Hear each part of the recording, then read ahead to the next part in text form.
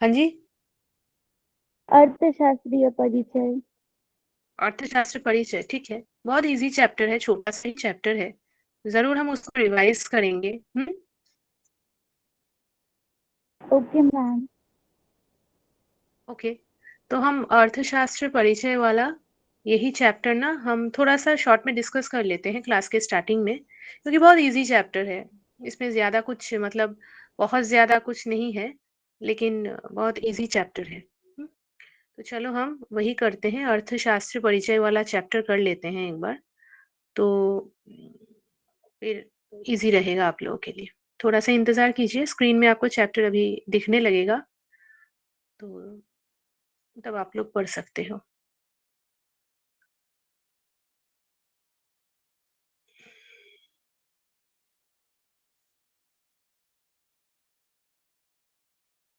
बाकी सभी चैप्टर्स आप लोग पढ़ रहे हो, मतलब सभी सब्जेक्ट्स को प्रैक्टिस कर रहे हो? कितना टाइम देते हो यस सेल्फ मैम। स्टडी को? हम्म। मिनट। ओके। चलो, ये है आपका चैप्टर अर्थशास्त्र परिचय। ये हमने पहले भी किया है, लेकिन आज हम फिर से कर रहे हैं। थोड़ा इजी से समझ लेंगे ताकि जो है बाकी बच्चों को भी आसानी हो, एक बार रिवाइज हो जाए। ठीक है। तो अर्थशास्त्र परिचय। अर्थशास्त्र इज इकोनॉमिक्स, हम सभी जानते हैं। अर्थशास्त्र, तो अर्थ क्या होता है? धन, पैसा। तो उसको एक शास्त्र कहा गया है, मतलब उसको एक स्टडी कही गई है, एक नॉलेज कही गई है। हम्म? तो हमारे पास जब हम मंथ की स्टार्टिंग होती है, तो हमें कुछ इनकम आता है घर में। एक पैसा है घर में जो है वो हमारे पास रहता है, ताकि हम क्या कर सके, हमारे घर के जो भी जरूरतें हैं उसको पूरा कर सके। जैसे हम व्यापार में पढ़ते हैं ना कि हमारी मांग क्या है और उसके रिटर्न में हमें क्या सप्लाई मिल रहा है, वैसे ही मानो घर की बहुत सारी जरूरतें होती हैं, बहुत सारी चीजें खरीदनी होती है। तो वहां पे हमें ये चेक करना होता है कि हमारे पास कितने पैसे हैं, धन कितना है। अब जो भी धन हमारे पास है, उसमें से हमें खाने के सामान भी लेना है, कपड़े भी लेने हैं, हमें थोड़ा थोड़ा अपनी पढ़ाई का भी देखना है, हमें बहुत कुछ करना है। आजकल तो कितनी डिमांड हमारी बढ़ गई है, मोबाइल का नेट कार्ड है, फिर हमें कहीं अगर बाहर जाना होता है तो उसके लिए भी पैसे अलग से रखने पड़ते हैं। डेली डेली हम जो जाते आते हैं तो उसमें बस रेलवे की टिकट्स की पैसे होती है। बहुत सारे ऐसे मतलब खर्चे हमारे होते हैं। अब इन सभी खर्चों को हम कैसे बैलेंस करते हैं, कैसे संतुलन में रखते हैं, उनको कैसे इस्तेमाल करते हैं, यही हमें अर्थशास्त्र सिखाती है। कि हमारी इनकम कैसी है, कितना पैसा हम रोजगार कर रहे हैं, और उस रोजगार के बेसिस पे हम उसको कैसा खर्च कर रहे हैं। कुछ कुछ लोग मानो कमाते 1000 हैं, लेकिन खर्चा करते शायद 1500 है। तो 500 रुपए क्या करते हैं, उनको कहीं से लोन लेना पड़ता है, किसी से मांगनी पड़ती है। तो फिर उनको नेक्स्ट मंथ वो 500 रुपए उनको रिटर्न भी करना पड़ता है। तो इसीलिए जो एक अर्थशास्त्रविद होगा या जिसको पता होगा कि मुझे इनकम और अपने जो खर्च हैं उनके बीच अगर संतुलन बनाए रखना पड़ेगा, तो जितना मेरा इनकम है उसी में मेरे खर्चों को मुझे डिजाइन करना पड़ेगा या मुझे प्लान करना पड़ेगा। और अगर मेरे पास उतनी इनकम नहीं है जितनी की मेरी रिक्वायरमेंट्स या मेरी डिमांड है, तो या तो मुझे मेरी इनकम बढ़ानी पड़ेगी, या तो मुझे मैं अपने खर्चों को थोड़ा शॉर्ट करना पड़ेगा। ठीक है। तो यही होती है शॉर्ट में इकोनॉमिक्स का मतलब, कि एक घर गृहस्थ में धन को कैसे संभाला जाता है या एक घर को कैसे चलाया जाता है। ओइकोनोमिया से ये शब्द लिया गया है। ओइकोनोमिया एक ग्रीक वर्ड है। इसका मतलब क्या होता है? To manage. कैसे मैनेज करते हैं किसको? घर को, घर के खर्चों को। बहुत सारे खर्च होते हैं, और जब हम अपनी पूरी इनकम को खर्च करते हैं और इनकम आने के बाद हम उसको खर्च करने के बाद हमारे पास जो बची कुची रकम रहती है उसको हम सेविंग्स कहते हैं। जिस सेविंग्स को हम बैंक में डिपॉजिट करते हैं। ठीक है। अब जो जिस घर में ये पूरी प्रोसेस रहेगी ना, कि इनकम हुई, खर्चे भी हुए, उसके बाद भी थोड़ी सेविंग्स हो गई, तो वो प्रॉफिट में आ गई, क्योंकि उसने थोड़ा थोड़ा करके हर महीने थोड़े थोड़े सेविंग्स करके कुछ जमा लिए, ताकि जब उसको जरूरत पड़ेगी वो उसी को इस्तेमाल कर सकेगी। मानो कोई किसी महीने हमें थोड़े ज्यादा पैसे की जरूरत पड़ सकती है, तो हमारे पास जो सेविंग्स है हम उससे ले सकते हैं। बिल्कुल वैसे, है ना? कि जब हमें आंसर शीट दी जाती है, क्वेश्चन पेपर दी जाती है, तो हम जितना जल्दी-जल्दी सभी आंसर्स कवर कर लेंगे ना, जो लास्ट के आंसर्स रहेंगे, मान लो हमारे पास उस टाइम पे थोड़ा एक्स्ट्रा टाइम रह गया ना, क्योंकि हमने पहले की पेपर बहुत फास्ट-फास्ट कर ली है, तो हमारे पास थोड़ी टाइम बच गई। तो इस बचत की भी एक साइंस होती है जिसको इकोनॉमिक्स कहा जाता है। घर गृहस्थ को चलाना और बचत करना धन के हिसाब से, उसको इकोनॉमिक्स कहा जाता है। क्या मैं सभी बच्चों को समझा पा रही हूँ? सभी को समझ में आ रहा है? Yes ma'am. Yes ma'am. हुँ। तो अभी ज़रूरत ये है समझने की, है तो ये भूगोल का चैप्टर, मतलब है भूगोल, तो ज्योग्राफी है। अब ज्योग्राफी में धन का क्या काम? हम क्यों ही पढ़े? है ना? सभी अपने आप से ना हमेशा ये प्रश्न पूछते हैं कि जब हम कोई चैप्टर पढ़ते हैं, भूगोल में पढ़ते हैं, साइंस में पढ़ते हैं, मैथ्स में पढ़ते हैं, कहीं भी पढ़ते हैं, सबसे पहले ना आप लोग ना उस चैप्टर को पढ़ने का एक कारण हमेशा अपने पास रखा करो कि ये चैप्टर हम क्यों पढ़ रहे हैं? और जो भी चैप्टर हम पढ़ते हैं ना कोई भी सब्जेक्ट में, उसमें से ना एक लाइफ स्किल निकालो कि ये हम अपने जीवन में कैसे अप्लाई कर सकते हैं। इस चैप्टर को पढ़ के हमारे जीवन में इस चैप्टर से निकली जो भी नॉलेज है, चाहे वो 1 पॉइंट हो या 2 पॉइंट हो, कुछ भी हो, थोड़ा-सा भी हो, उसको हम कैसे अप्लाई कर सकते हैं। क्योंकि पढ़ाई जो होती है ना, वो सिर्फ़ किताबी पढ़ाई नहीं होनी चाहिए। हम जो पढ़ाई पढ़ रहे हैं, जो सीख रहे हैं किताबों से, उसको लाइफ में अप्लाई करने भी आना चाहिए। तब होती है हमारी पढ़ाई की सफलता। समझ रहे हो? तो अभी जब मैंने आपको इकोनॉमिक्स समझाया, आपको सबसे पहले ये पूछना चाहिए कि मैम भूगोल की किताब में धन का क्या काम? हम इकोनॉमिक्स क्यों पढ़ें? तो हम भूगोल में इकोनॉमिक्स इसलिए पढ़े क्योंकि सबसे पहले घर चलाना, इनकम करना, उसको खर्च करना, ये एक मानवीय एक एक्टिविटी है, जो एक इंसान ही करता है ना? जो पशु-पक्षी हैं, वो तो नहीं सोचेंगे ना कि हम जॉब पे जाएँ, बिज़नेस करें, पैसे कमाएँ, उसको खर्च करें, अपनी ज़रूरतें मिटाएँ। क्योंकि इंसान की ज़रूरतें बहुत ज़्यादा हैं, किसी और की ज़रूरतें इतनी ज़्यादा नहीं है। तो इंसान की जो ये साइकोलॉजिकल साइड है ना, मानवीय जो साइड है, मानवीय नहीं लेकिन उसकी जो मनन है, मन की जो रिक्वायरमेंट है, बहुत ज़्यादा है। पहले ज़माने में कुछ था, अब कुछ और है और जितना दिन जा रहा है, उसकी ज़रूरतें और बढ़ती जा रही हैं। तो भूगोल में इकोनॉमिक्स का क्या काम है, मैंने पहले भी आप लोगों को ये समझाया है कि भूगोल में आपको जब साधन मिलते हैं ना, कह सकते हो कि जब संपदा मिलती है, तो ये भूगोल में मिलता है। अब भूगोल में आपको पता चल गया कि फलाने जगह पे फलाना संपदा मुझे अवेलेबल है। पहाड़ है, मिनरल्स हैं, नदी है, सब कुछ है, अच्छी ज़मीन है। अभी आपने सब कुछ कर लिया। सब फैक्टर्स को यूज़ करके आपने अच्छी खेती-बाड़ी कर ली। अब खेती-बाड़ी करने के बाद क्या?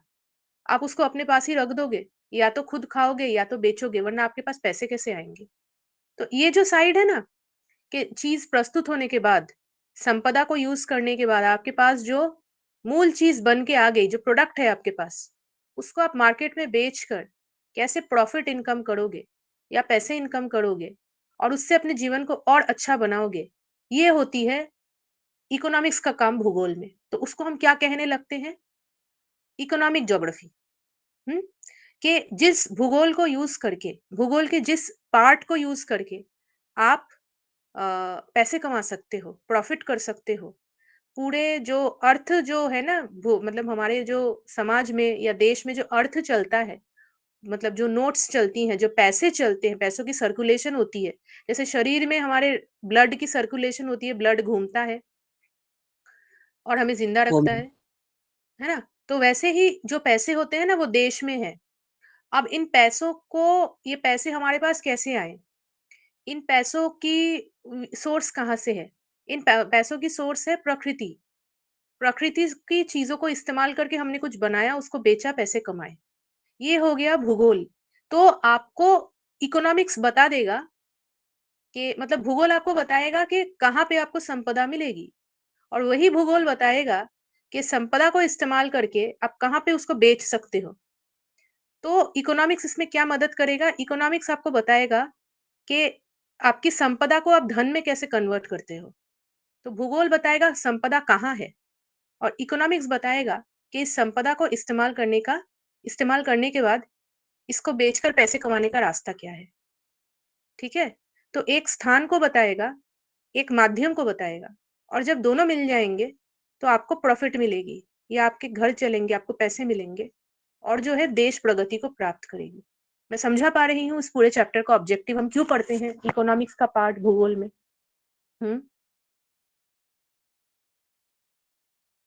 सभी बच्चे सहमत हैं? हो मैम। तो ऐसे करके सोचेंगे कि ये चैप्टर हमें क्यों पढ़ाया जा रहा है, कोई भी सब्जेक्ट में आप सोचोगे, ठीक है। चलो, अभी आप देखो कि क्या होता है ना कि हमारे देश में बहुत सारी मतलब जनसंख्या है। अब इस जनसंख्या को खाना भी देना है, इनकी वृद्धि भी करनी है, इनको अच्छे काम भी देने हैं, जॉब भी देना है, एजुकेशन भी देना है, इनकी हेल्थ का भी देखना है। ये सब चीज़ें जब हम पढ़ते हैं ना, तो हम बेसिकली इकोनॉमिक्स का हिस्सा बन जाते हैं। क्योंकि अगर आपके पास अच्छी जनसंख्या की क्वालिटी नहीं होगी, क्वालिफाइड नहीं होंगे लोग, उनको जॉब नहीं मिलेगी। जॉब नहीं मिलेगी तो देश में इनकम कैसे होगा? इनकम नहीं होगा तो लोग बेरोज़गार रहेंगे, गरीबी आ जाएगी, और गरीबी रहने से लोगों को क्या होगा, लोग बीमार पड़ जाएँगे, तो देश पीछे-पीछे जाता जाएगा। तो इसलिए बहुत ज़रूरी है कि भूगोल के इस अंश को, इस पार्ट को बहुत अच्छे से पढ़ा जाए, क्योंकि ये मानवीय भूगोल से और मानव की उन्नति से, मानव के कल्याण से जुड़ी हुई पार्ट है, ठीक है? तो अभी ये देखना है कि अर्थशास्त्र जो है, वो सबसे पहले हमारे घर से स्टार्ट होती है, मतलब इनकम और हमारे खर्च का जो बैलेंस है, फिर वो जो सेविंग्स हम करते हैं। फिर इकोनॉमिक्स जो है हमारे समाज के स्तर पे आ जाता है, और समाज से देश के स्तर पे आ जाता है। कोई समझा पाएगा मुझे कि जो आज आपके घर में हो रहा है वो आपके देश में भी हो रहा है। इकोनॉमिक्स को हम छोटे स्केल से लेकर बड़े स्केल का सोचो, कि जो इनकम और जो बचत, जो भी खर्चे हम आज अपने छोटे से घर में कर रहे हैं, ये भी हमारे देश में भी चल रहा है, नेशनल लेवल पे चल रहा है, राष्ट्रीय स्तर पे चल रहा है। कोई बता पाएगा कैसे? आपने पढ़ा है ये चीज़, मैंने कवर की हुई है आप लोगों के साथ ये, कि इकोनॉमिक्स देश में पहले घर से होता है, फिर समाज में होता है, फिर देश में होता है। कैसे? छोटे से बड़े रूप में हम इसको कैसे देख सकते हैं? कौन बता पाएगा? ये चीज़ हमने लास्ट के चैप्टर्स में हमने कवर की हुई है, व्यापार चैप्टर में पढ़ा है, मैंने टिप भी दे दी आप लोगों को।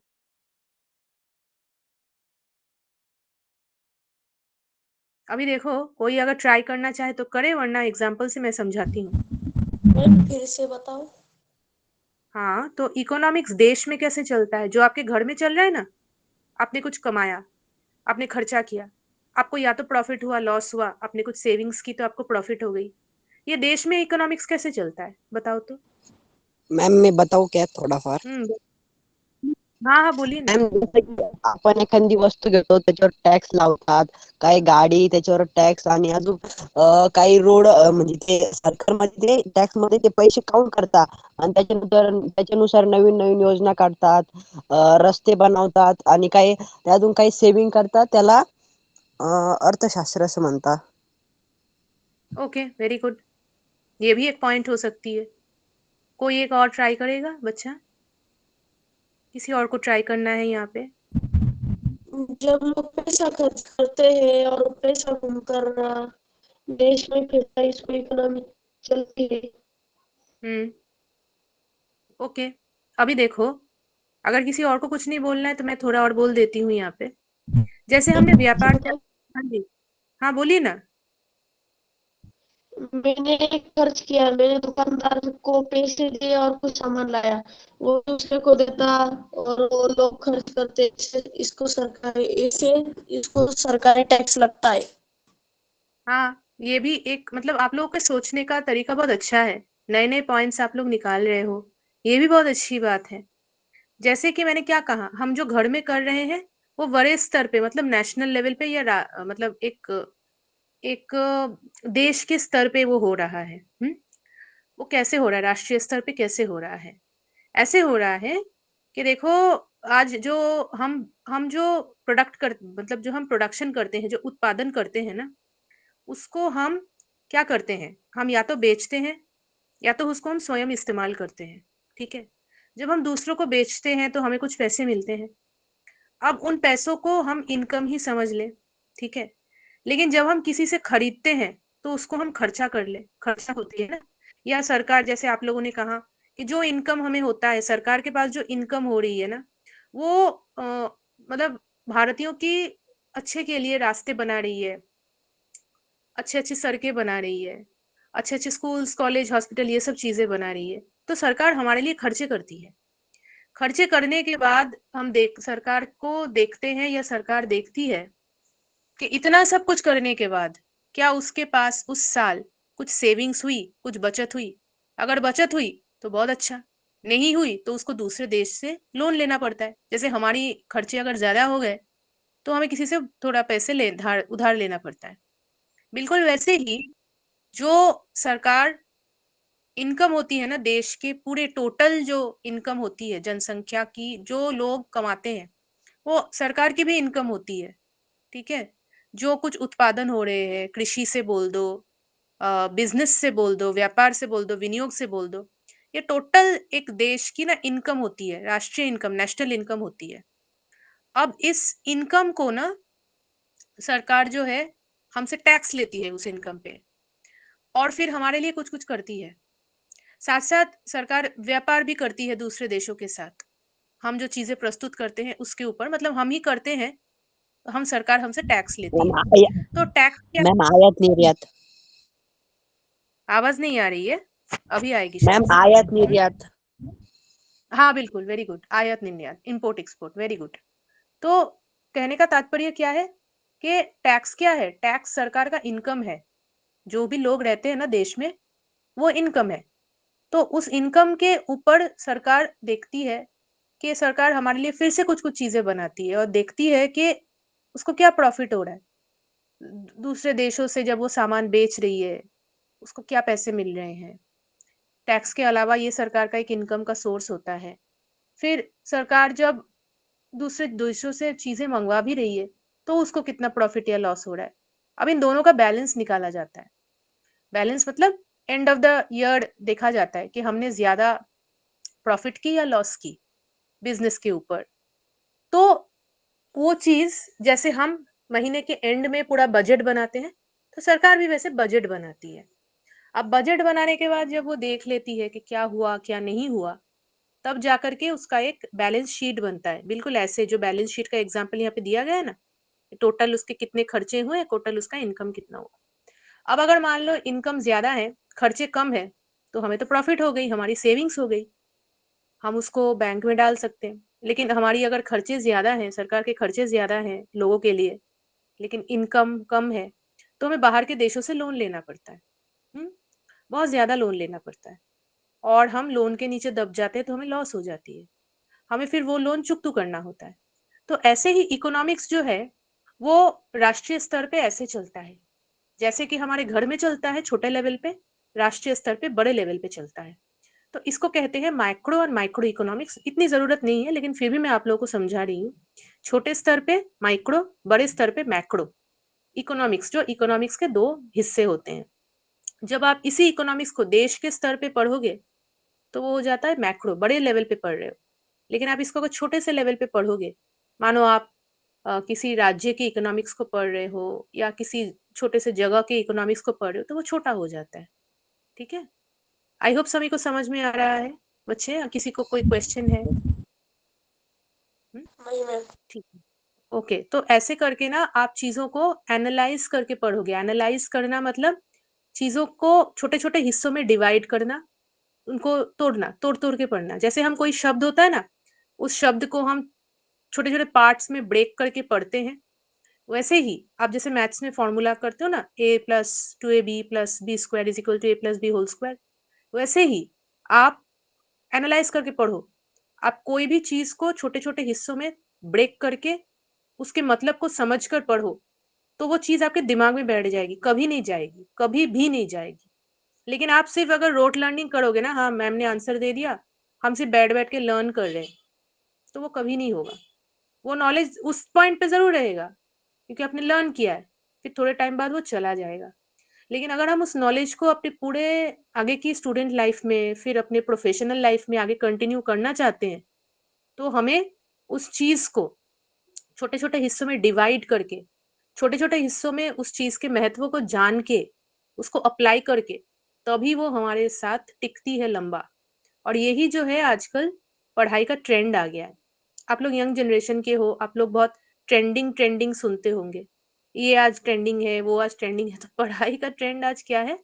पढ़ाई का ट्रेंड है चीजों को समझकर, छोटे छोटे हिस्सों में समझकर, उसको प्रैक्टिकल में अप्लाई करके, अपने निजी जीवन में उसको अप्लाई करके, अपने वातावरण में अप्लाई करके, अपने आप जो हर रोज चीजों को देख रहे हो अपने पास, उसको अप्लाई करके पढ़ना ही है नॉलेज को, या इस ज्ञान को स्टोर करना, जो लंबा चलती है। समझा पा रही हूँ मैं सभी बच्चों को? ठीक है, यस मैम। ओके। अभी यस देखो, मैम। हाँ, तो ऐसे पढ़ाई किया करो कोई भी सब्जेक्ट में। फिर देखो, सिर्फ भूगोल की बात यहाँ पे नहीं है। अभी हम क्या पढ़ेंगे कि अर्थशास्त्र कितने टाइप्स के होते हैं, मतलब कितने टाइप्स के सोसाइटीज होती है। तो सोसाइटी तो आप लोग कहोगे कि मैम सोसाइटी तो समाज ही होता है। अब उसमें एक टाइप की क्या बात है, इसमें भी ना इतिहास आ जाता है। मैंने आपको हमेशा कहा है, एक सब्जेक्ट के साथ दूसरे सब्जेक्ट की रिलेशन रहती है। ये सिर्फ मतलब आप क्योंकि आप भूगोल पढ़ रहे हो या हिस्ट्री पढ़ रहे हो, ये सामाजिक चीजें हैं, तो समाज का समाज से ही रिलेशन रहेगा, नहीं। लेकिन भूगोल में मैथ्स भी समाया हुआ है, वो आगे चल के आपको पता चलेगा। जैसे हम अंतरराष्ट्रीय वार रेखा करते हैं, उसमें थोड़ा थोड़ा मैथ्स समाया रहता है ना, कि हाँ कि ना, है ना? तो वैसे, तो ऐसे ही कि जब आप, है ना, तो अर्थशास्त्र के प्रकार जब आप पढ़ रहे हो, तो पहले आप भांडवशाली अर्थव्यवस्था देखोगे। जैसे अगर आप सोचोगे ना कि ये भांडवशाली वाली क्या है, तो आप ना हमेशा पढ़ाई को एक एग्जाम्पल के तरीके से याद रखो कि इसके केस के अगेंस्ट में केस स्टडी यूज कर सकती हूँ। जैसे भांडवशाली अर्थव्यवस्था में क्या होता है कि यहाँ पे ऐसा होता है ना, कि आप हिस्ट्री में पढ़े होंगे या बाद में पढ़े होंगे, कि एक राजा रहता है और वो राजा जो बोलता है वही होता है। वहां पे हमारे इंडिया में तो ऐसा नहीं होता है ना। हमारे इंडिया में क्या होता है, हमारे इंडिया में सरकार भी बोलती है, और जो जनसंख्या है, जो लोग हैं, वो भी बोलते हैं। और हम ही जो है, जो जाकर के अपने मिनिस्टर्स को चॉइस करते हैं, चूज करते हैं, वोट देते हैं। तो यहाँ पे पॉलिटिकल साइंस आ गया। तो इसका इकोनॉमिक से क्या रिलेशन है? जो भांडवशाली अर्थव्यवस्था है, यहाँ पे सिर्फ एक कोई रहेगा, या कोई व्यापारी रहेंगे, एक ग्रुप रहेगा। मान लो व्यापारी हैं, तो वो अपना अपना व्यापार कर रहे हैं, ठीक है। अब उनका अपना अपना है, वो अभी वो जो बोलेंगे वही होगा। यहाँ पे सरकार की कोई भूमिका रहती नहीं। तो ये क्या हो जाती है, ये वो ना हिटलर वाली सिस्टम हो जाती है। हिटलर का नाम आप सभी ने हिस्ट्री में सुना होगा। बहुत बहुत एक स्ट्रिक्ट प्रकार का वो एक रूलर था, मतलब एक लीडर था। तो क्या होता है ना, यहाँ पे बहुत ज्यादा शोषण होता है। किनका शोषण होता है? वो जो लेबरर श्रेणी होती है ना, जो काम करने के लिए जाती है, जो थोड़े पैसों के लिए, जो मजदूरी करती है, कारखाना में जाती है, फिर कुछ कुछ और काम भी करती है, या जो कुछ भी है। तो जो मालिक होगा वो जो बोलेगा, वो जो लेबर रहेगा, वो जो काम करने के लिए मजदूर जा रहा है, उसको जो बोला जाएगा उसको वही करना पड़ेगा। यहाँ पे मजदूर की भलाई देखी नहीं जाती, उसको घंटों के घंटों काम करवाया जाता है, पगार कम दी जाती है, कोई छुट्टी वगैरह ज्यादा नहीं दी जाती। और यहाँ पे आज ये चीज अगर हमारे देश में चलेगी, तो हमारे देश में तो सरकार इसके अगेंस्ट कानून का इस्तेमाल करेगी ना, कि भाई ये तो मतलब मानवता के अगेंस्ट जा रही है। आप किसी का शोषण कर रहे हो, किसी को पैसे कम दे रहे हो, ज्यादा छुट्टी नहीं दे रहे हो, काम करवाए जा रहे हो, उसकी कोई पॉइंट ही नहीं है। तो आजकल आप अगर मिल्स, फैक्ट्रीज में देखोगे, वर्कर्स की एक यूनियन होती है, और मालिक जो होता है ना, उसको वर्कर्स की यूनियन की सुननी पड़ती है। अगर वर्कर्स स्ट्राइक में चले जाएंगे, काम नहीं होगा, तो फैक्ट्री बंद हो जाएगी। तो दोनों पार्टीज की सुनी जाती है। लेकिन भांडवशाली अर्थव्यवस्था में ऐसा कुछ भी नहीं होता। जो बोलेगा, मतलब जो मालिक बोलेगा, उसको ही फॉलो करना है। कोई कुछ आवाज नहीं उठा सकता। वहां पे मालिक मालिक नहीं, लेकिन एक शोषक होता है, जो अपने नीचे काम करने वाली जो मजदूर श्रेणी होती है, उससे सिर्फ काम ही करवाती है, उसको कुछ कुछ अधिकार नहीं देती। और उसका क्या मोटिव रहता है कि मुझे तो भाई कैसे भी प्रॉफिट करना है, मुझे इनकी अच्छी भलाई, देश की अच्छाई, देश की भलाई, जनसंख्या की भलाई, या जो सिटीजन्स है उनके लिए अच्छे अच्छे फैसिलिटीज बनाना, ये सब उसका उसका ये ऑब्जेक्टिव है ही नहीं। उसका ऑब्जेक्टिव क्या है भाई? मेरा जो देश है, इस देश में ये जो बिजनेस कर रहे हैं लोग, ये भले मजदूरों के साथ कुछ भी करे, क्योंकि उस देश में कोई ऐसी गवर्नमेंट वाली चीज नहीं होती है। मजदूरों के साथ चाहे कुछ भी बर्ताव करे, भाई मुझे तो प्रॉफिट मिलने वाली है, तो मुझे मेरे देश को आगे लेके जाना होता है, तो ऐसे ऐसे करना पड़ता है। तो उस देश के जो नागरिक होते हैं ना, इस अर्थव्यवस्था में, ऐसी व्यवस्था में, वो बहुत बहुत रूठी रहती है इन लोगों से। और इससे रिजल्ट क्या होता है पता है? एक विरोध आ जाता है। जैसे आप आगे चल के देखोगे ना हिस्ट्री में कैसे विरोध होने लगा हमारे देश में ब्रिटिशर्स के अगेंस्ट। हम्म क्योंकि ब्रिटिशर्स भी ये व्यवस्था ना हमारे देश में चालू करना चाहते थे। जैसे आप आगे चल के हिस्ट्री में पढ़ोगे कि कैसे ना उनसे बैठ कर सिर्फ जो ब्रिटिशर्स बोलेंगे वही बनाना था, हम कुछ और नहीं बना सकते, वो इंडिगो वगैरह बनाना, जो वो बोलेंगे वही करना। तो ये भांडवलशाही अर्थव्यवस्था आज आजकल किसी देश में नहीं टिकती है, क्योंकि ये बहुत ज्यादा ना अत्याचार की मात्रा को बढ़ा देती है, जो मानवता के खिलाफ है। ठीक है, समझ में आ रहा है सभी देश जो बच्चे यहाँ पे हैं सभी को? हम्म? तो अभी आप इसको कैसे मतलब कैसे रिमेम्बर करोगे, याद रखोगे कैसे? कि भांडवलशाही अर्थव्यवस्था में मान लो आपको याद नहीं आ रहा है, अपना हिटलर का चेहरा याद रखना। वो ऐसा स्ट्रिक्ट था, उसको किसी की नहीं पड़ी थी।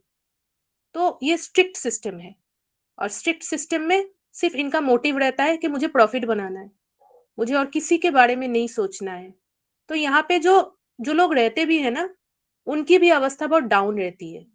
मतलब कुछ सुख सुविधा उनको प्राप्त नहीं होती, कुछ फैसिलिटीज प्राप्त नहीं होते, एकदम गरीब रहते हैं सब बेचारे, थोड़े छोटे छोटे छोटे झोपड़ियों में रहते हैं, कुछ खाने वाने को अच्छा नहीं रहता है। बहुत इन देशों की हालत खराब रहती है। एग्जाम्पल के हिसाब से देखो, जर्मनी का नाम दिया गया है क्योंकि उस टाइम पे जर्मनी में हिटलर थे।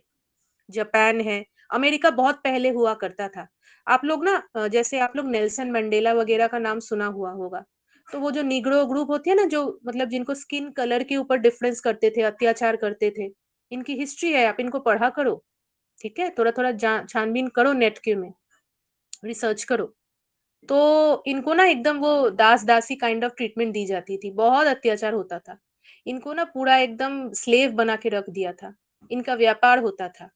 ये सब बहुत पहले होता था, आजकल नहीं होता है। कोई देश अभी नहीं मानता, क्यों? क्योंकि आजकल पूरा जो वर्ल्ड है ना, वो मानवता के ऊपर चलता है। जहां कहीं भी किसी भी मानव का अधिकार, ह्यूमन राइट, अगर किसी भी तरीके से छीन लिया गया, तो उस देश पे विरोध आ जाता है। और बहुत सारी संस्थाएं होती हैं, जैसे यूनाइटेड नेशंस बोल दो, यूनेस्को बोल दो, वहां पे जाकर आप पूरा पूरा रिपोर्ट करके ना उस सरकार को गिरा भी सकते हैं। लेकिन देश के जो नागरिक है उनको एकजुट होना पड़ता है। ठीक है, तो ये अर्थव्यवस्था कैसी अर्थव्यवस्था है? ये शोषण और शोषक, इन दोनों के संबंध पे के ऊपर बेसिस है। यहाँ पे जो भी उत्पादन होता है, वो जो बिजनेसमैन होते हैं वही डिसीजन लेते हैं। उनको नहीं सोचना है कि मैं जो उत्पादन कर रहा हूँ, ये समाज की अच्छाई के लिए है, बुराई के लिए है। तो वो कुछ भी उत्पादन करेगी। मान लो वो ऐसी चीजें बनाएगी जिससे कि समाज का पतन ही हो, कोई अच्छी चीज नहीं बनाएगी। वो ऐसी ऐसी चीजें बनाएगी जिसको बेचकर उसको प्रॉफिट हो। लेकिन इसके अगेंस्ट में आप जाओगे ना, तो आपको समाजवादी अर्थव्यवस्था मिलेगी, जहां पे उत्पादन करना टोटली गवर्नमेंट का काम है। यहाँ पे जो इंडिविजुअल बिजनेसमैन होते हैं ना, वो कोई बात बोल ही नहीं सकते। सरकार जो बोलेगी वही पक्का है, सरकार जो बोलेगी वही उत्पादन करना है, सरकार जो बोलेगी वैसे ही उत्पादन होगा, वैसे ही सैलरीज दी जाएंगी, वैसे ही छुट्टियां दी जाएंगी, वैसे ही फैसिलिटीज दी जाएंगी। तो ये सिस्टम कहाँ पे थी? बहुत पहले रशिया में जाओगे ना, तो रशिया में लीडर हुआ करते थे जिनका नाम था लेनिन। तो ये हिस्ट्री है, लेकिन मैं आप लोगों को एग्जांपल दे रही हूँ ताकि आप इन नाम को याद रख सको, और जब कभी भी आपको ये समाजवादी चैप्टर वाली चीजें समझनी हो तो आप उस लीडर को याद करो।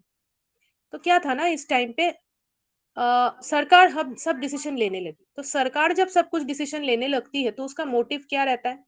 उसका मोटिव रहता है जन कल्याण, कि मुझे सिर्फ लोगों का भलाई करना है और मैं जो बोलूंगा वही सही है। अब ये भी थोड़ा थोड़ा थोड़ा कंफ्यूजिंग सिचुएशन हो जाती है, क्योंकि आप इसको स्टोरी के जैसे समझो कि सरकार पब्लिक से ओपिनियन ले ही नहीं रही है, वो जो ठीक समझ रही है वो कर रही है, उसको जब जो उत्पादन करना हो रहा है वो कर रही है। हाँ, हालांकि वो पब्लिक के लिए बहुत कुछ कर रही है, वो उनको शायद तनख्वाह भी अच्छी दे रही होगी, उनके लिए शायद घर वगैरह भी बना रही होगी, जो भी चीजें बना रही है ये सोच के बना रही है कि इसमें जो मतलब जो मेरे जनसंख्या है या जो मेरी पब्लिक है वो खुश हो रही है। लेकिन ये गलत इसलिए है ना कि कभी कभी आपको पब्लिक का ओपिनियन भी लेना पड़ता है, क्योंकि आखिर आप जो बना रहे हो आप उन्हीं के भलाई के लिए बना रहे हो ना, तो क्या उनको चाहिए, क्या समाज की जरूरत है, समाज कैसे चेंज हो रहा है, ये भी आपको चेक करना पड़ता है। आप हमेशा जो बोलोगे वो पब्लिक नहीं भी मान सकती है, क्योंकि हमारे जो जनसंख्या है उसमें छोटे भी हैं, जवान भी है और बूढ़े भी हैं, तो हर एक की रिक्वायरमेंट अलग अलग होती है, हर एक की जरूरत अलग अलग होती है। आप एक ही चीज हर एक के लिए नहीं बना सकते हो। तो इस सिस्टम में ये प्रॉब्लम थी, ये इतना ज्यादा लोगों के लिए करने लगी कि लोगों की भलाई को ही इसने इम्पोर्टेंस नहीं दिया। लेकिन वो क्या बोलने लगी ये सरकार, ये जो अर्थव्यवस्था है ये बोलने लगी कि मैं जो बना रही हूँ वो तुम्हारे भले के लिए बना रही हूँ, भले उसमें तुम्हारी भलाई समाई हो या नहीं हो मुझे नहीं देखनी है, बस मुझे तो बनाना है। इसमें इनका मोटिव ये नहीं रहता कि मुझे प्रॉफिट करना है, लेकिन इनका मोटिव ये रहता है कि मेरी बात सुननी है, मैं जो बोलूंगा वो करना है। लेकिन ये भांडवशाली अर्थव्यवस्था जोर से करती थी, ये जोर से नहीं करती थी, ये अच्छे से करती थी। लेकिन लोगों की भलाई का ना वो ओपिनियन नहीं लेती थी, लोगों की प्रॉब्लम यही है। ओपिनियन नहीं लेती थी, लोग क्या सोचते हैं क्या समझते हैं उसको महत्व नहीं देती थी, बस अपना ही करती थी। तो बहुत पहले रशिया एक देश है, चीन थोड़ी सी है, जिसमें ये अर्थव्यवस्था चलती थी कि सरकार जो चाहे वही उत्पादन हो, जैसे चाहे वैसे हो, उन उसके नीचे हर किसी को रहना पड़ता था। जो भी जॉब होती थी ना वहां पे सब गवर्नमेंट जॉब होती थी, प्राइवेट की कोई बात ही नहीं थी। जैसे भांडवशाली में कोई गवर्नमेंट नहीं, सिर्फ मतलब सिर्फ प्राइवेट जॉब होती थी, और समाजवादी में कोई प्राइवेट जॉब नहीं, सिर्फ गवर्नमेंट जॉब होती थी। इन दोनों के अंतर को आप समझ पा रहे हैं? एक में प्राइवेट ज्यादा था, गवर्नमेंट नहीं थी, एक में गवर्नमेंट ज्यादा है, यस प्राइवेट है मैम। ही नहीं। समझ रहे हैं मेरी बात, है ना? अभी इन दोनों को कंपेयर करके आ गई मिश्र अर्थव्यवस्था, जो कि बहुत इजी है समझने को। मिश्र अर्थव्यवस्था यानी इंडिया, बिल्कुल इंडिया वाली आप सिचुएशन याद रखो। जरूरत पड़े तो आप हमारे प्राइम मिनिस्टर का फेस याद रखो, उनकी स्टोरी को के यहाँ पे प्राइम मिनिस्टर भी ओपिनियन देता है, यहाँ पे जो प्राइवेट लोग होते हैं वो भी ओपिनियन देता है। तो आप कोई बड़े इंडस्ट्रियल हाउस मान लो, रिलायंस का सोच लो, वो भी अपना ओपिनियन देता है। लेकिन यहाँ पे गवर्नमेंट की परमिशन से प्राइवेट को चलना पड़ता है, और गवर्नमेंट को के ऊपर भी नजर रखने के लिए पब्लिक है, जो वोट करके मिनिस्टर्स को सिलेक्ट करती है। तो यहाँ पे ना ही गवर्नमेंट की ओपिनियन ज्यादा है ना ही पब्लिक की ओपिनियन ज्यादा है, लेकिन दोनों का एक कॉम्बिनेशन है। हम लोग क्या करते हैं, हम लोग वोट दे करके अपना सरकार और अपने लीडर्स अपने मिनिस्टर्स को सिलेक्ट करते हैं, वो जाकर गवर्नमेंट बनाते हैं। अब वो गवर्नमेंट रहे या ना रहे वो भी हमारे ऊपर डिपेंड है, क्योंकि 5 साल के लिए हमने उनको सिलेक्ट तो कर लिया, लेकिन अगर उन्होंने हमारी मांग पूरी नहीं की तो वो सरकार को गिराया भी जा सकता है। तो यहाँ पे पब्लिक ओपिनियन बहुत इंपॉर्टेंट हो जाती है कि गवर्नमेंट की भी चल रही है, पब्लिक की भी चल रही है, दोनों का इक्वल चल रहा है। उत्पादन सरकार जो चाह रही है वो भी उत्पादन कर रही है, सरकारी स्कूल्स भी है, हॉस्पिटल्स भी है, कॉलेजेस भी हैं, सरकारी फैक्ट्रीज भी है, और प्राइवेट की भी स्कूल्स हैं, कॉलेज है, हॉस्पिटल है, फैक्ट्री है, प्राइवेट स्कूल्स भी है। तो दोनों दोनों मतलब दोनों मिक्स रूप में चलती है, किसी का एक नहीं कि मैं ही जो बोलूंगा वो होगा, मैं ही जो। अगर कोई प्राइवेट कुछ गलत कर रहा है तो गवर्नमेंट उसको निकाल देती है, उसकी बिजनेस को स्टॉप कर देती है, और अगर गवर्नमेंट कुछ गलत कर रही है तो पूरी पब्लिक उसके ऊपर आ जाती है। तो India is a best example. मिश्र अर्थव्यवस्था में जितना ओपिनियन सरकार का रहेगा उतना ही ओपिनियन प्राइवेट का भी रहेगा। अगर सरकार के इंस्टीट्यूट्स होंगे, सरकार की चीजें होंगी, तो प्राइवेट बिजनेस की भी चीजें होंगी। ठीक है, तो ये बेस्ट एग्जाम्पल है जहाँ पे दोनों की चल रही है, किसी एक की नहीं चल रही है। और देखो यहाँ पे भारत का एग्जाम्पल तो दिया गया है, साथ साथ यूके, यूनाइटेड किंगडम्स, स्वीडन, मतलब जो इंग्लैंड के देश हैं वहां की भी बात यहाँ पे बताई गई है। तो आजकल मैक्सिमम आप देखोगे ना, मैक्सिमम जो देश है मतलब पूरे वर्ल्ड में, विश्व में, वो मिश्र अर्थव्यवस्था का अभ्यास करते हैं, क्योंकि यहाँ पे दोनों की ओपिनियन ली जाती है।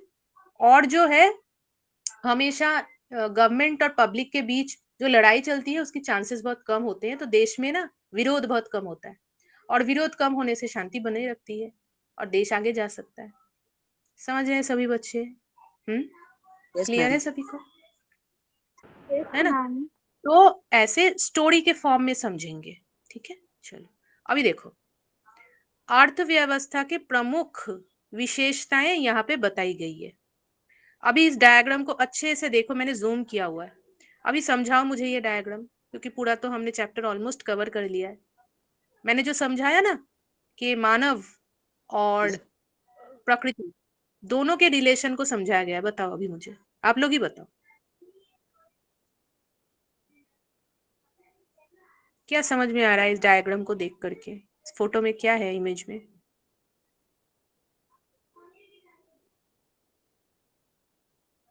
मैम मैं बताओ बताऊं? क्या दिख रहा है? हाँ प्लीज बताइए ना। व्यापार है, लोक संख्या, व्यवसाय हम्म और निसर्ग कैसा रहता है वो। भौगोलिक क्षेत्र, नैसर्गिक, हम्म लोक तो संख्या, यहाँ पे व्यापार, राज्य, ओके, अभी मुझे राजकारण। बिल्कुल, अभी ये तो मुझे पिक्चर में दिखाई दे रही है कि ये टर्म्स लिखे गए हैं, लेकिन इनके बीच के संपर्क और संबंध को आप कैसे एक्सप्लेन करोगे? क्योंकि ये अर्थशास्त्र की विशेषताओं को झलका रही है। क्या इनमें विशेषता क्या है? व्यवसाय ऐसे रहते हैं, भौगोलिक क्षेत्र और नैसर्गिक साधन संपत्ति ऐसे होती है, जैसे पानी, झाड़, तो लोक क्या संख्या करते हैं? बहुत ज्यादा रहती हम्म कोई और बताना चाहेगा यहाँ पे? देखो ये पूरी सर्कल ना एक एक पिक्चर एक एक से रिलेटेड है। कोई और ट्राई करेगा? देखो, अभी आप इस सर्कल को देख लो। ठीक है, जैसे आप मैथमेटिक्स में पाई डायग्राम करते हो, प्रोट्रैक्टर से 60 एंगल यस बनाते हो मैम। सर्कल में, है ना? बनाते हो ना? अभी देखो, इसमें देखो कि स्टार्टिंग में हमें क्या दिखाई दे रहा है? भौगोलिक क्षेत्र है, पानी है, पर्वत है, संपदा है। अभी सरकार किसकी हिस्सेदारी में आती है? जनसंख्या के हिस्से में, मतलब वो मानवीय भूगोल में आती है। तो लोक संख्या मतलब लोगों ने, जो देश के लोग हैं, उन्होंने देखा, मतलब मानव ने देखा कि भौगोलिक क्षेत्र मौजूद है, अच्छी अच्छी संपदा है, तो लोगों ने इस संपदा को इस्तेमाल किया। संपदा को इस्तेमाल करने के लिए किसने अलाउ किया? राजकीय यानी गवर्नमेंट ने अलाउ किया कि भाई हमारी जो भी संपदा है इसको तुम इस्तेमाल कर सकते हो, लेकिन कुछ नियम, कुछ रूल्स तुम्हें फॉलो करने पड़ेंगे। तो उन कौन से नियम कि आप जंगलों को ज्यादा काट नहीं सकते, पेड़ों को नष्ट नहीं कर सकते, कुछ कुछ ऐसे करके आ, मतलब एग्जाम्पल से, मतलब रूल से समझाया। अब मानव ने नेचर के साथ, मतलब भौगोलिक क्षेत्रों के साथ जनसंख्या ने क्या किया? उन्होंने टाई अप किया, मिल गए, और सरकार के रूल्स को लेकर के सब कुछ मिलाकर उन्होंने क्या स्टार्ट किया? व्यापार स्टार्ट किया। व्यापार स्टार्ट करने से देखो किसान जो है उसने बनाया सब चीज। देखो यहाँ पे फिर वो फैक्ट्री में चली गई, और ये इंसान देखो यहाँ पे फोटो में क्या कर रहा है? वो व्यापार कर रहा है, दृश्य व्यापार, याद है? वो कुछ कुछ चीजें बना रहा है, किसान ने सब बनाकर फैक्ट्री में भेज दिया, और वो यहाँ पे आ गया। अब ये दृश्य व्यापार कर रहा है, और ये टीचर क्लास में पढ़ा रही है, तो ये अदृश्य व्यापार कर रही है। तो इसका रिलेशन क्या है? इसका रिलेशन है, जब किसी देश के नागरिक उसके प्राकृतिक संपदा को इस्तेमाल करके सरकार की परमिशंस के द्वारा कुछ करते हैं, उसको व्यापार कहा जाता है, जो कि अर्थशास्त्र का सबसे बड़ा एक एक ऑब्जेक्टिव है, एक कह सकते हो एक उद्देश्य है अर्थशास्त्र का, व्यापार करना। क्योंकि व्यापार नहीं करेंगे तो पैसे कहाँ से आएंगे? चीजों को बनाकर आप अपने पास नहीं रखोगे ना, दूसरे देशों के साथ एक्सचेंज करोगे, यस। तो वो हो जाती है ना? तो प्रकृति और इंसान, उसके साथ साथ सरकार मिल करके व्यापार करने लगी। व्यापार करने से दृश्य अदृश्य दोनों प्रकार के व्यापार होने लगे, और पैसे कमाने लगे, पैसे आने लगे। और यही होता है इकोनॉमिक्स की विशेषताएं, कि हमें कुछ पैसे, कुछ इनकम करना है, जिससे कि हमारे देश की प्रगति हो सके। तो एक एक जो पार्ट है इस सर्कल का, वो जुड़ा हुआ है देखो ये व्यवसाय जो है ना, वहां पे कोई एंगल नहीं बनाई गई है अलग से, क्योंकि व्यवसाय जो है वो कब होता है, जब ये प्राकृतिक चीजों को इस्तेमाल कर इंसान कुछ बनाता है। तो ये प्रकृति, भूगोल और ये जो गवर्नमेंट है, ये रिलेटेड है। इनके रिलेशन, ये जब ये तीनों लाइन में आ जाते हैं, इंसान, प्रकृति और साथ साथ गवर्नमेंट की परमिशन, तो व्यवसाय होने लगता है, व्यापार होने लगता है। और व्यापार होने के बाद क्या होता है, पैसे आते हैं। ठीक है, लास्ट में थोड़ा सा ये पोर्शन कवर करेंगे कि जो एडम स्मिथ है, एडम स्मिथ को फादर ऑफ इकोनॉमिक्स कहते हैं या अर्थशास्त्र के जनक कहते हैं। उन्होंने एक किताब लिखी थी वेल्थ ऑफ नेशंस करके, जो बहुत बहुत फेमस होने लगी।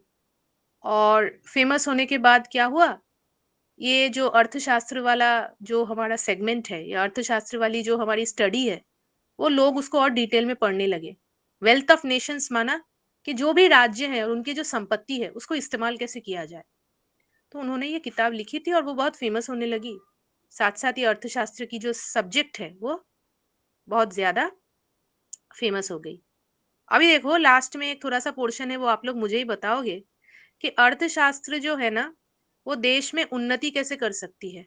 अर्थशास्त्र का कार्य क्या है, काम क्या है, what is the task, what is the work of economics.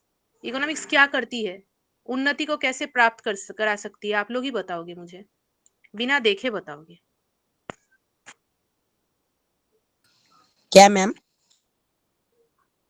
आप लोग मुझे बताओगे कि जो अर्थशास्त्र है ना, हम इस अर्थशास्त्र की जो इम्पोर्टेंस है, या इसका जो ये जन कल्याण कैसे करती है। अर्थशास्त्र हम पढ़ते क्यों है, क्यों पढ़े हम अर्थशास्त्र, मैसेज क्या है अर्थशास्त्र से।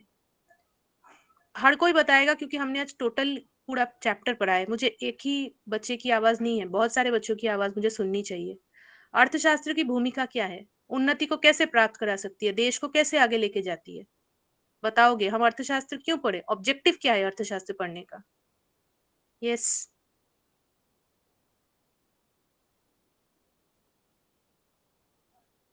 एक्सप्लेन कीजिए, थोड़े थोड़े एक एक पॉइंट बताओ। जैसे कि अर्थशास्त्र से ये होता है, अर्थशास्त्र से हमारे देश में जॉब्स क्रिएट होती है, जॉब से हमें इनकम होता है, इनकम से गरीबी दूर होती है, गरीबी दूर होने से इंसान की जो लिविंग स्टैंडर्ड है मैम वो मैं बताऊं, चेंज हो जाती है। हाँ प्लीज बोलिए।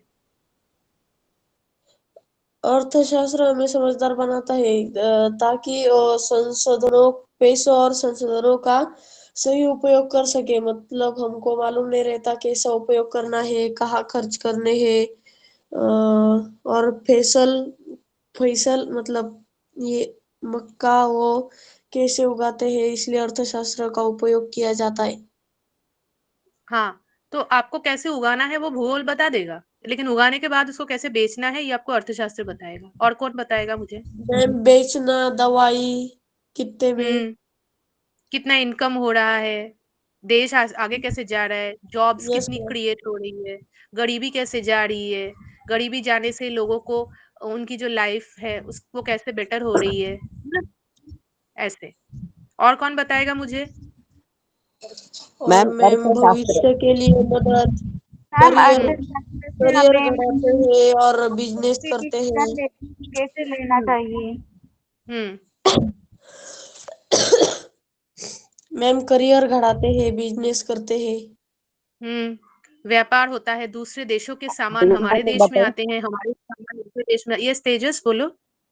मैम, अर्थशास्त्र के वजह से हमारा जग और देश संतुलन में रहता है। जैसा कि हमारा हम 50,000 म्हणजे दिन का कमाते, म्हणजे महीने का हम्म कमाते, वो हमें किधर खर्च करना है, कैसे खर्च करना है, कैसी बचत करना है। इसलिए हम अर्थशास्त्र का परिचय, ये पाठ हमें रियल जीवन में लाना चाहिए। बिल्कुल। मैम इससे हम डिसीजन मतलब हम सही डिसीजन ले रहे हैं या ये भी हम पता लगा सकते हैं, क्योंकि अगर हमने कोई मतलब खराब नेता चुन लिया तो हमें पता चल जाता है कि वो खराब है या अच्छा है। वेरी और गुड, मैम टैक्स यदि कैसे काम करते हैं यह हमें समझ में आता है।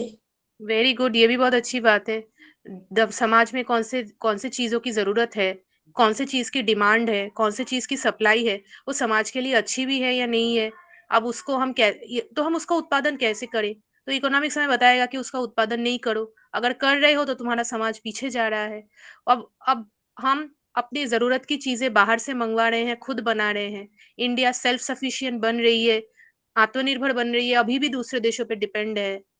तो यही सब चीजें हमें अर्थशास्त्र बताती है। अंत में वो बताती है कि जो समाज का कल्याण है, देश का कल्याण है, वो एक्चुअली में हो रहा है या नहीं हो रहा है, या हम अभी भी पीछे पड़े हैं। Yes ma'am. हमारा देश कितना उन्नति को प्राप्त कर रहा है। यस। तो ऐसे करके आपको थोड़ा थोड़ा दिमाग में विचार करना है। सबसे पहले बेरोजगारी समाप्त करना, गरीबी को मिटाना, सभी के स्वास्थ्य व्यवस्था को डेवलप करना, लोगों को अच्छा घर देना, अच्छे पानी, साफ सफाई, ये सब अर्थशास्त्र में आता है, जो कि गवर्नमेंट हमारे लिए करेगी जब हम उसको टैक्स देंगे। और टैक्स कैसे देंगे? जब हम इनकम करेंगे। और इनकम हम कैसे करेंगे? जब हमारे पास अच्छी क्वालिफिकेशन और एडुकेशन रहेगी। ये भी देखो घूम फिर के वही इकोनॉमिक्स पे ही आ रही है। तो ये एक यस मैम। सर्कल है ना, एक दूसरे के साथ रिलेटेड है। अच्छा उत्पादन होगा तो अच्छा व्यापार होगा, अच्छा व्यापार होगा तो भाई अच्छी प्रॉफिट होगी, तो देश आगे बढ़ेगा। ठीक है, चलो। कुछ और पूछना है? जिनको इस चैप्टर में थोड़ा डाउट लग रहा था वो क्लियर हुआ? रागिनी? मैम जागतिकीकरण का थोड़ा बताओ ना, ग्लोबल अ, ऑर्गेनाइजेशन। अच्छा, ग्लोबल का वो देख लेते हैं थोड़ा। अभी देखो, यहाँ पे आपको कैसे समझना है कि अभी मैंने क्या बोला कि इकोनॉमिक्स पहले आप अपने घर में करते हो, फिर देश में करते हो, समाज में करते हो, फिर देश में करते हो। अभी ये पूरा विश्व को आ गया है। मानो आज हमने वो जो व्यापार चैप्टर है वो हमने कहा क्या पढ़ा कि एक देश दूसरे देश के साथ व्यापार करती है। तो वो जो भी संस्थाएं थे वो देखते हैं कि ठीक से व्यापार हो रहा है कि नहीं हो रहा है, जैसे ओपीईसी, फिर ईयू, यूरोपियन यूनियन वाली वो सब देश, और पेट्रोलियम वाली organization of petroleum exporting countries. अभी देखो, आज हम किसी गलत चीज का व्यापार करेंगे विश्व में, चाहे दो देश ही क्यों ना कर रहे हैं, कोई गलत चीज जो पूरे समाज को पीछे लेके जाएगी, है ना। मान लो आज हम सिगरेट बना रहे हैं और दूसरे दो देशों में हम व्यापार कर रहे हैं, तो वो समाज को पीछे लेके जाएगी। ना सिर्फ वो आपके देश को इम्पैक्ट करेगी, वो पूरे विश्व को इम्पैक्ट करेगी। सभी देश पीछे चले जाएंगे, स्मोकिंग कर करके लोगों को बीमारी हो जाएगी, क्योंकि वो अच्छी नहीं है। तो अभी बाकी जो देश हैं उनको जागृत होना है कि हम इस चीज का व्यापार नहीं करेंगे, और जो देश इसका व्यापार कर रहे हैं उसको स्टॉप करेंगे। ऐसे होती है जागृतिकरण ग्लोबल लेवल पे, अंतरराष्ट्रीय लेवल पे। समझ रहे हो तेजस? हम्म। Yes ma'am. हाँ, तो ऐसे करके पढ़ना है कि हम कोई भी डिसीजन भूगोल में या सॉरी इकोनॉमिक्स में ना ले जिससे कि ऐसी चीजों का उत्पादन हो और उनका व्यापार हो जिससे कि पूरे मानव जाति को इम्पैक्ट पड़े। मान लो कोई देश आज गन्स बना रहा है, गन्स बना के एक दूसरे में एक्सपोर्ट कर रहा है। चलो, आपने अपने देश मैं जागतिकीकरण की व्याख्या बताऊं? किसकी व्याख्या? जागतिकीकरण वही वही समझा रहे हैं, वही समझा रहे हैं कि लोगों को जागृतिकरण हम करें कैसे, लोगों को हम ग्लोबल लेवल पे, अंतरराष्ट्रीय लेवल पे कैसे जगाएं कि गलत चीजों का व्यापार ना करो, गलत चीजों का उत्पादन ना करो। और ना सिर्फ अपना सोचो, बाकी देश का भी सोचो। आप गन्स बना रहे हो, आप गन्स बना के कुछ क्रिमिनल एक्टिविटी के लिए दोनों देशों में व्यापार कर रहे हो, वो गलत बात है। तो क्या गन्स हमारी आर्मी यूज नहीं करती, लेकिन वो हमारी सेफ्टी के लिए यूज करती है। लेकिन आप अगर ही स्वार्थ के लिए इन चीजों का इस्तेमाल करके कुछ गलत काम करोगे, तो ना सिर्फ वो अपने देश को पीछे लेके जाएगा, बाकी देशों को भी पीछे लेके जाएगा। हम्म। हाँ, मैं समझ रही हूँ आप लोग क्या कह मैम रहे मी हैं। एग्जांपल तेजस, सांगू का? कौन सा एग्जाम्पल? मैम जैसे कि हमारे चलन है पैसा, अब कोई कोई लोग है ना नकली पैसा भी बना रहे।